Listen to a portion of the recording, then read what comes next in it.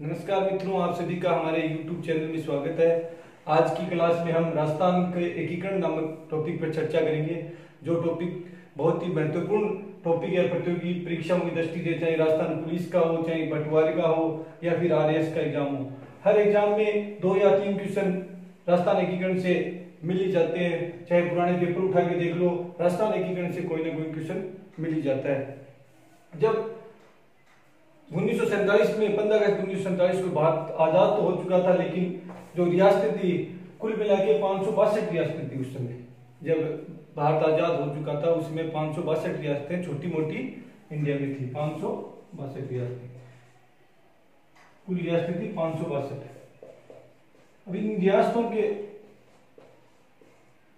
जो शासक थे उनकी महत्वाकांक्षाएं भारत की अखंडता के लिए बहुत बड़ी समस्याएं थी। कुछ रियासतें अपने आप खुद स्वतंत्र रहना चाहती थी और कुछ रियासतें पाकिस्तान में भी जाना चाहती थी। इस तरह से इन रियासतों का विलय एक बहुत बड़ी समस्या थी और इनके विलय का जिम्मा उस समय सरदार वल्लभ भाई पटेल के कंधों पे था। सरदार वल्लभ भाई पटेल, इसीलिए इनको भारत का लौह पुरुष कहा जाता है। सरदार वल्लभ भाई पटेल भारत के लौह पुरुष।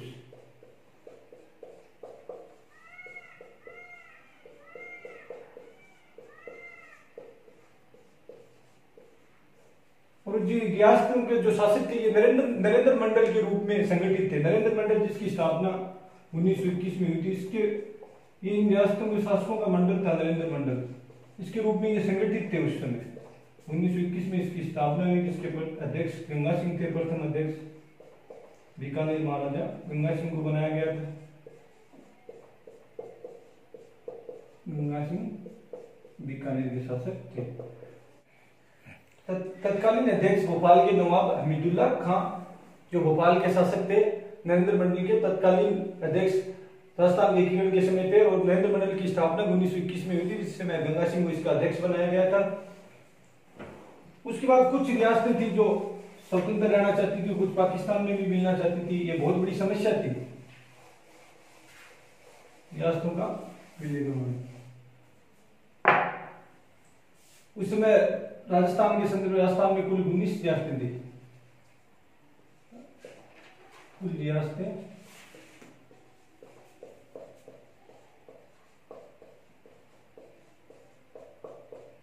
19 और ठिकाने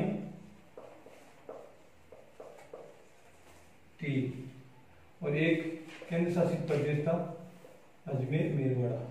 केंद्र शासित प्रदेश अजमेर मेरवाड़ा। इस तरह एकीकरण से पूर्व राजस्थान में कुल रियासतें 19 थी और ठिकाने 3 थे और केंद्र शासित प्रदेश एक अजमेर मेरवाड़ा था। उस समय जो व्यवस्था की गई थी, राज्यों को 3 श्रेणियों में बांटे गया था। 3 श्रेणियां थी, A, B और C। A श्रेणी में वो राज्य थे जो ब्रिटिश भारत सरकार द्वारा शासित थे। ब्रिटिश भारत सरकार द्वारा, ब्रिटिश भारत सरकार के द्वारा शासित थे वो राज्य A श्रेणी थे। उनमें जैसे मुंबई, कलकत्ता, ये इनमें आते थे। और B श्रेणी के राज्य वो होते थे जिनमें रियासतें हुआ करती थी, जो रियासतों से चला करती थी। अलग अलग रियासतें होती थी, रियासतों वाले राज्य। राजस्थान B श्रेणी का राज्य था। C श्रेणी में केंद्र शासित प्रदेश आते थे, केंद्र शासित प्रदेश। और राजस्थान में एकमात्र केंद्र शासित प्रदेश अजमेर मेरवाड़ा था। ये 3 श्रेणियों में राज्यों को बांटा गया था। A श्रेणी जो ब्रिटिश भारत सरकार के द्वारा शासित थे और B श्रेणी जो रियासतों वाले राज्य थे और C श्रेणी केंद्र शासित प्रदेश थे। और राजस्थान रियासतों वाला राज्य था जो B श्रेणी में आता था और एकमात्र केंद्र शासित प्रदेश राजस्थान में अजमेर मेरवाड़ा था। अब इससे आगे हम एकीकरण के चरण पढ़ेंगे। कितने चरणों में राजस्थान का एकीकरण हुआ था और कितना समय लगा था। ये महत्वपूर्ण टॉपिक है परीक्षा की दृष्टि।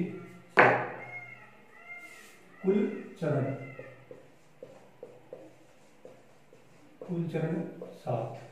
इसके एकीकरण के कुल चरण 7 थे और समय लगा था 8 वर्ष 7 महीने 14 दिन। ये कुल समय लगा था राजस्थान के एकीकरण में, कुल 7 चरण थे। अब इन 7 चरणों के बारे में हम पढ़ेंगे। पहला चरण प्रथम चरण। प्रथम चरण का निर्माण, इसकी तारीख है 18 मार्च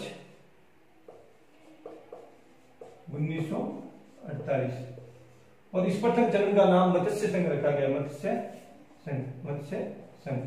और ये मत्स्य संघ नाम का सुझाव केएल मुंशी ने दिया था और मत्स्य संघ का नाम लगा। इसमें जो रियासतें शामिल हुई थी, अलवर, भरतपुर, करौली, धौलपुर, ये 4 रियासतें इसमें विलय की गई थी। रियासतें थी अलवर, भरतपुर, करौली, धौलपुर तथा एक ठिकाना नीमराणा। ठिकाना शामिल किया गया था नीमराणा। अलवर, भरतपुर, करौली, धौलपुर, इसको एबीसीडी से भी हम शॉर्टकट एक ट्रिक है ABCD। एक का अलवर, बी का भरतपुर, सी का करौली, डी का धौलपुर। इस तरह भी हम याद रख सकते हैं। ठिकाना नीमराणा इसमें शामिल किया गया। मत्स्य संघ 18 मार्च 1948 को प्रथम चरण था, जिसका नाम मत्स्य संघ रखा गया। इसके बाद इसके प्रधानमंत्री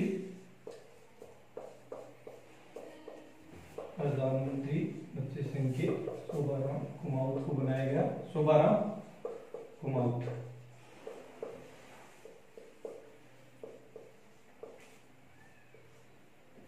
शोभाराम कुमाऊत को इसका प्रधानमंत्री बनाया गया था। राज प्रमुख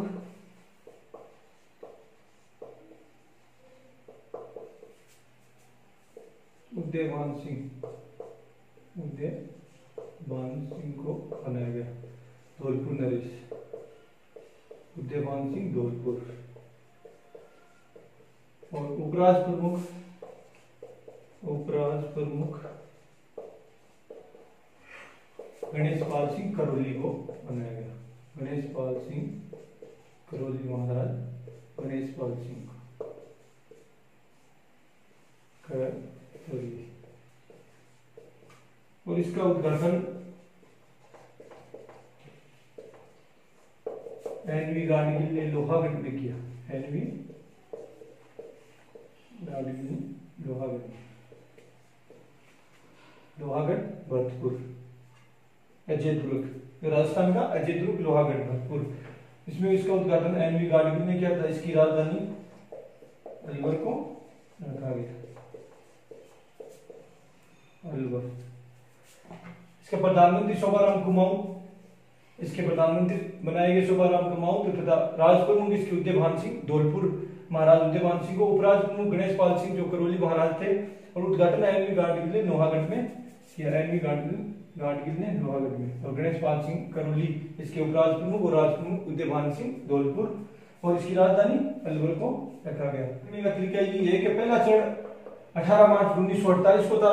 दूसरा चरण उसके ठीक 7 दिन बाद 25 मार्च 1948 को दूसरे चरण का निर्माण हुआ। 25 मार्च 1948 को, जिसका नाम रखा गया पूर्वी राजस्थान संघ। पूर्वी राजस्थान संघ दूसरे चरण का नाम रखा गया। और इसमें कुल 9 रियासतों का विलय किया गया और एक ठिकाना कुशलगढ़ का इसमें विलय किया गया। द्वितीय चरण में कुल 9 रियासतें। कितनी? 9 रियासतों का विलय। अब 9 रियासतें याद रखना भी मुश्किल है। इसके लिए मैं आपको एक ट्रिक बताऊंगा जिससे आप इसे याद रख सकते हो। 9 रियासतें थी, इसमें हाड़ौती की 3 रियासतें थी। ऐसे याद रखना, हाड़ौती की थी 3 रियासतें, कोटा, झालावाड़, बूंदी। उसके बाद बागड़ क्षेत्र में आएंगे। बागड़ क्षेत्र में देखेंगे तो हम डूंगरपुर, बांसवाड़ा,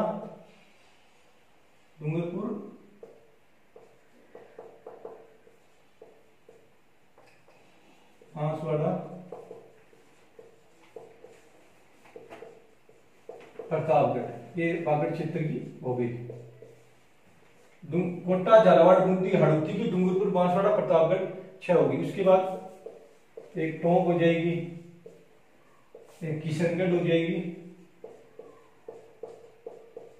और एक शाहपुरा। ये 9 रियासतें टोटल द्वितीय चरण में पूर्वी राजस्थान संघ में शामिल की गई थी। 9 रियासतें कैसे याद रखोगे दोस्तों, हाड़ौती संघ की, हाड़ौती की 3 रियासतें थी, कोटा, झालावाड़, बूंदी। उसके बाद बागड़ में डूंगरपुर, बांसवाड़ा, प्रतापगढ़। उसके बाद अजमेर से किशनगढ़ और शाहपुरा, टोंक। और इसके साथ कुशलगढ़ ठिकाने को भी शामिल किया गया। ठिकाना कुशलगढ़ ये बांसवाड़ा के साथ था, तो बांसवाड़ा के साथ इसको भी शामिल कर लिया गया पूर्वी राजस्थान संघ में। पूर्वी द्वितीय संघ 25 मार्च 1927 पूर्वी राजस्थान संघ। पूर्वी राजस्थान संघ नाम था इसका। और इसमें टोटल 9 रियासतों को शामिल किया गया, एक ठिकाना शामिल किया गया। रियासतें हाड़ौती की 3 रियासतें, कोटा, बूंदी, झालावाड़, फिर बागड़ की डूंगरपुर, बांसवाड़ा, प्रतापगढ़। उसके बाद एक अजमेर से किशनगढ़, शाहपुरा व टोंक। ये कुल 9 रियासतें। यही तरीका याद करने का दोस्तों, बाकी ट्रिक से कुछ नहीं होता। और यही तरीका है कि आप हाड़ौती याद कर लो, फिर बागड़ की याद कर लो, इस तरह आप याद कर सकते हो। ये 9 रियासतें और एक ठिकाना कुशलगढ़ जो बांसवाड़ा में था, तो बांसवाड़ा के साथ ही सीमित हो गया। और नीमराना अलवर के साथ था, तो अलवर के साथ सीमित हो गए। लेकिन एक ठिकाना और है, 3 ठिकाने लावा। तो लावा में ध्यान रखना, लावा वैसे तो टोंक में है, लेकिन जयपुर के साथ उसका विलय एकीकरण में होगा। कुशलगढ़ ठिकाना बांसवाड़ा में था, इसलिए इसका विलय कर दिया गया। द्वितीय चरण 25 मार्च 1948 इसके प्रधानमंत्री, द्वितीय चरण के प्रधानमंत्री गोकुललाल असावा को बनाया गया, जो शाहपुरा के रहने वाले थे। गोकुललाल असावा शाहपुरा के निवासी थे गोकुललाल असावा, जिन्हें द्वितीय चरण का प्रधानमंत्री बनाया गया पूर्वी राजस्थान संघ का प्रधानमंत्री। इसके राजप्रमुख बनाए गए, राजप्रमुख कोटा के भीम सिंह। कोटा के भीम सिंह को इसका राजप्रमुख बनाया गया। उपराजप्रमुख बूंदी के बहादुर सिंह को उपराजप्रमुख बनाया गया। तथा इसमें एक कनिष्ठ उपराजप्रमुख बनाए गए थे, डूंगरपुर के महारावल लक्ष्मण सिंह। कुछ पुस्तकों में देखने को मिलता है कनिष्ठ उपराजप्रमुख डूंगरपुर के महारावल लक्ष्मण सिंह को इसका कनिष्ठ उपराजप्रमुख बनाया गया। अब इस संबंध में एक महत्वपूर्ण बात है, इसमें प्रधानमंत्री गोकुललाल असावा शाहपुरा को बनाया गया, राजप्रमुख कोटा भीम सिंह को, उपराजप्रमुख बूंदी के बहादुर सिंह को और कनिष्ठ उपराजप्रमुख डूंगरपुर के महारावल लक्ष्मण सिंह को बनाया गया था। इसका उद्घाटन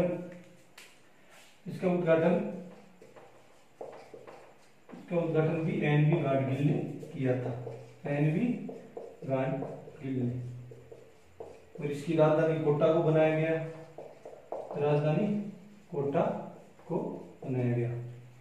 इस तरह इसके प्रधानमंत्री गोकुललाल असावा और राजप्रमुख कोटा महाराव भीम सिंह और बूंदी के बहादुर सिंह को उपराजप्रमुख व कनिष्ठ उपराजप्रमुख डूंगरपुर के महाराव लक्ष्मण सिंह को बनाया गया। उद्घाटन एन.वी. गाडगिल ने किया, जिन्होंने मत्स्य संघ का उद्घाटन किया था। और इसकी राजधानी कोटा को बनाया गया।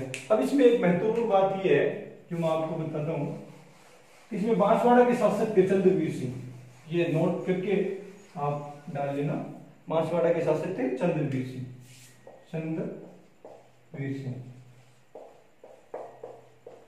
बांसवाड़ा के शासक। इन्होंने विलय पत्र पे हस्ताक्षर करते हुए कहा था कि मैं अपने डेथ वारंट पे हस्ताक्षर कर रहा हूं। इसने कहा था चंद्रवीर सिंह ने विलय पत्र पर जब ये साइन करे तो उन्होंने ये बात कही थी कि मैं अपने डेथ वारंट पे हस्ताक्षर कर रहा हूं। मैं अपने डेथ वारंट पे हस्ताक्षर कर रहा हूं।